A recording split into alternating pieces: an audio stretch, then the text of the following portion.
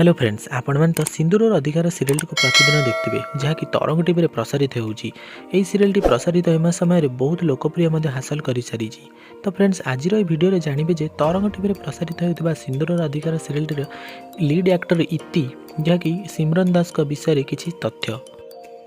तो फ्रेंड्स सिमरन दास घर हूँ भुवनेश्वर। सिमरन दास छोट बड़ू पाठपढ़ा सहित आक्टिंग रे भी रुचि थिला। से आगुरी बहुत म्यूजिक वीडियो बहुत कर सारी जहाँकि प्रथम म्यूजिक वीडियो थिला तो गालर कला जाए से वीडियोटी अभिनय कर खूब भल और दर्शक मान मन में बहुत भल पाइबा भरी देइछन्ती। से नुआ नुआ म्यूजिक वीडियो बहुत कर सारी।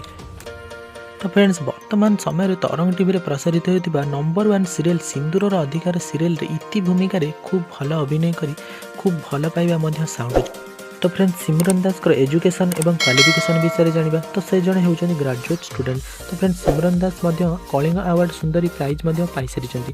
तो फ्रेंड्स सिमरन दास बा इति आपण मानकु केमिति लागे तांको एक्टिंग विषय आमको कमेंट माध्यम निश्चय जणाइबे।